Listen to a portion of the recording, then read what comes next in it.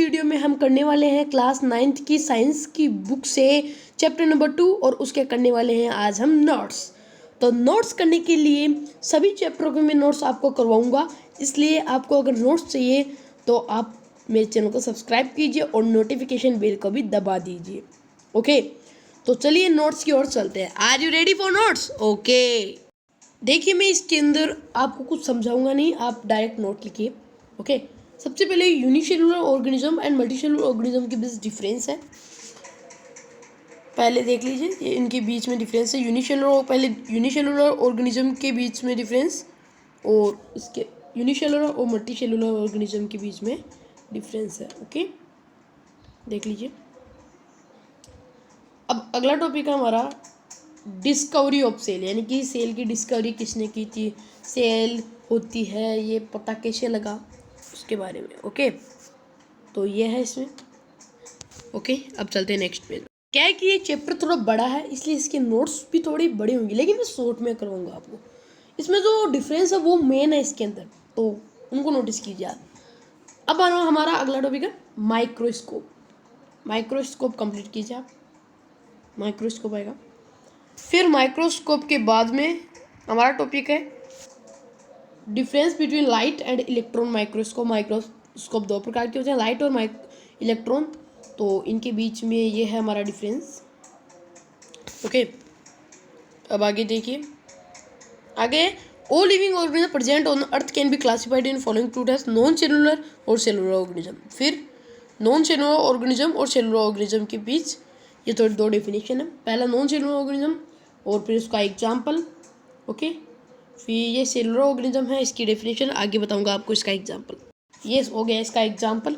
Okay, फिर जो cellular organism है उसको दो भागों में डिवाइड किया गया है, प्रोकैरियोट्स और यूकैरियोट्स। देखो, अगर आपको राइटिंग समझने में तो तकलीफ हो रही है तो मुझे कमेंट कीजिए, मैं आपको मतलब दूसरी राइटिंग बताने की कोशिश करूँगा।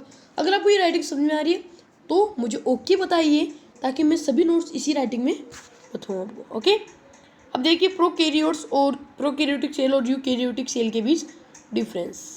यह है प्रोकैरियोटिक सेल और यूकैरियोटिक सेल के बीच में डिफरेंस। ओके, अब हमारा अगला डिफरेंस आता है न्यूक्लियस और न्यूक्लियोइड के अंदर। न्यूक्लियस और न्यूक्लियोइड के बीच में है डिफरेंस, ये भी लिखना आप। अब चलते हैं नेक्स्ट पेज पर। देखिए, जो न्यूक्लियस और न्यूक्लियोइड था उसका डिफरेंस इधर थोड़ा बच गया है। ये फोर्थ पॉइंट कंप्लीट नहीं हुआ था और ये फिफ्थ पॉइंट है। ओके, तो कंफ्यूज मत होना। अब आ जाती है डिवीजन ऑफ लेबर की, ये भी थोड़ा इंपॉर्टेंट है, इससे भी पढ़ेंगे।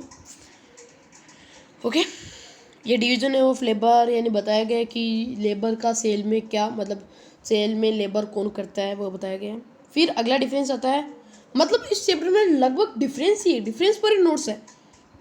ओके, सो डिफरेंस है ऑर्गन और ऑर्गेनेली के बीच डिफरेंस है। ये ऑर्गन और ये ऑर्गेनेली, सॉरी ऑर्गेनेली के इधर 2 पॉइंट है, बाकी एक पॉइंट आगे। ये रहे 3 4 5, टोटल 5 पॉइंट थे, 2 उधर थे और ये 3 पॉइंट इधर है।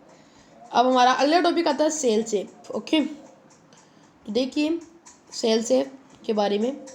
फिर अगला टॉपिक आता है सेल साइज, तो सेल साइज भी इम्पोर्टेंट है। फिर हमारा अगला टॉपिक आता है सेल वॉल्यूम।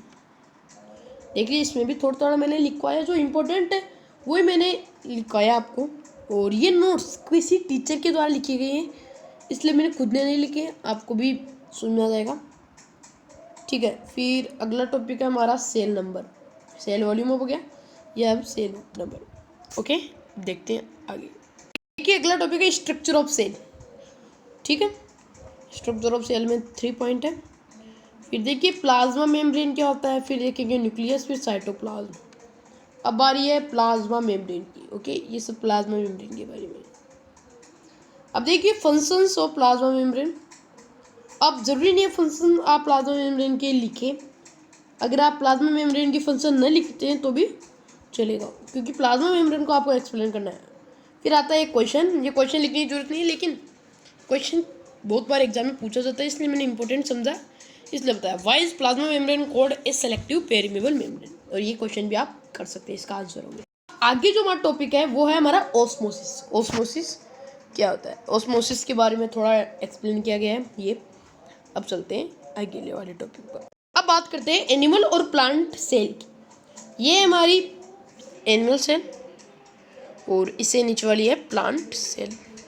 ये आपकी जो बुक है एनसीईआरटी में भी देख सकते हैं, एस10 में भी देख सकते हैं, दोनों में ये डायग्राम दिया हुआ है, वहाँ से आप लिख सकते हैं। ये डायग्राम एग्जाम में भी बहुत बार पूछा जाता है।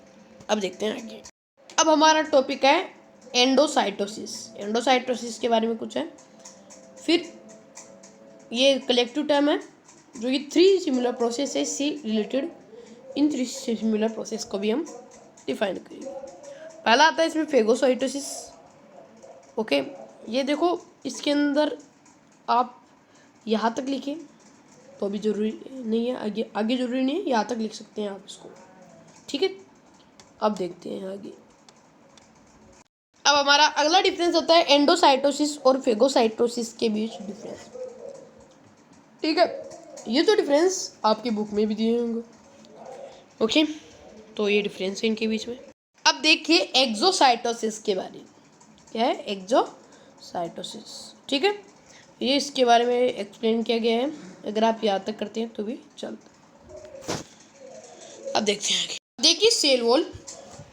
अगर आप सेल वॉल लिखते हैं, सेल वॉल के बारे में कुछ लिखते हैं तो आपको फंक्शंस लिखने की ज़रूरत नहीं है। तो यह है सेल वॉल के बारे में। अगर फंक्शन लिखना चाहते हैं आप तो ये फंक्शंस है, ये भी आप लिख सकते हैं। आगे बारी है प्लाज्मोलाइसिस।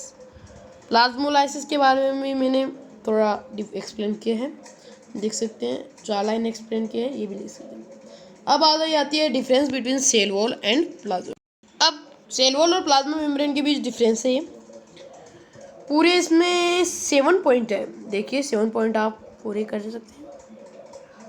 अब बारी आती है main point, nucleus. Nucleus is very important. ये न्यूक्लियस है। इस न्यूक्लियस के अंदर, न्यूक्लियस को डिस्कवर रॉबर्ट ब्राउन ने किया था 1831 के अंदर, और न्यूक्लियस प्लांट सेल में पाया गया था सबसे पहले। देखिए ये इसका डायग्राम बनाना जरूरी है। ठीक है, अब थोड़ा न्यूक्लियस के बारे में एक्सप्लेन करते हैं। देखिए तो न्यूक्लियस थोड़ा इंपॉर्टेंट टॉपिक है, इसलिए इसमें मैंने ज़्यादा नोट लिखा है, तो आप ये नोट्स का ध्यान रखना। ये इसके नोट्स, ओके। इन नोट्स में आप यहाँ तक करें तो भी ज़रूरी नहीं है, ज़्यादा यहाँ तक कर लीजिए। मैंने देखा था यहाँ तक ही इम्पोर्टेंट है, आगे ज़रूरी नहीं है। ओके, अब आगे चलते। अब डिफरेंस न्यूक्लियस और न्यूक्लियस के बीच में डिफरेंस, ये थोड़ा छोटा सा डिफरेंस है, 3 पॉइंट है, इसमें कर लीजिएगा। ओके, आगे देखते। अब देखिए डिफरेंस है रफ एंडोप्लाज्मिक ईआर का मतलब है एंडोप्लाज्मिक रेक्टिकुलम, शॉर्ट में लिखते हैं ईआर। रफ ईआर और स्मूथ ईआर के बीच में डिफरेंस, इन्हें भी आप कर लीजिएगा, 4 पॉइंट है। अब चलते हैं, आइए। हमारा टॉपिक आता है राइबोसोम। राइबोसोम क्या होते हैं? राइबोसोम के बारे में थोड़ा डिफाइन किया मैंने, एक्सप्लेन नहीं किया ज़्यादा। इतना इसमें 6-7 लाइन है, ये लिख लीजिएगा। ओके, आगे देखो। अब बारी आती है लाइसोसोम्स की। ये है लाइसोसोम के बारे में। अब देखते हैं। अब अगला वाला डिफरेंस है माइटोकॉन्ड्रिया और क्लोरोप्लास्ट के बीच में। ये थोड़ा बड़ा डिफरेंस है। आप 5 पॉइंट लिखेंगे तो आपको फुल मार्क्स मिलेंगे, ओनली 5 पॉइंट्स। इसमें पॉइंट वैसे ज़्यादा है, लेकिन आप 5 पॉइंट लिखेंगे तो भी आपको फुल मार्क्स मिलेंगे इसके अंदर। बाकी देखते हैं। अब हमारा लास्ट टॉपिक है, लास्ट डिफरेंस है इस चैप्टर का, लास्ट एंड फाइनल जो डिफरेंस है वो बचा है। और फाइनल डिफरेंस जो हमने अभी डायग्राम देखे थे एनिमल और प्लांट सेल के, वो है। और आपको एक फ्री की न्यूज़ बताऊं, ये बहुत ही इम्पोर्टेंट है। चाहे आप डायग्राम याद रखें या ना रखें, ये जो नोट्स है इसमें ये जो एनिमल और प्लांट सेल के बीच जो डिफरेंस है वो ज़रूर याद रखें। ये एग्जाम में बहुत बार पूछा जाता है, 100% पूछा जाता है। तो ये है हमारा एनिमल और प्लांट सेल के बीच छोटा सा डिफरेंस। 5 पॉइंट है, 6 पॉइंट है, कर लीजिए। ओके, इसी के साथ हमारा जो चैप्टर है वो होता है कंप्लीट। अगर जो आप नोट्स अच्छे लगे तो चैनल को सब्सक्राइब कीजिए, वीडियो को लाइक कीजिए और अपने दोस्तों को भी शेयर कीजिए। Thanks for watching video.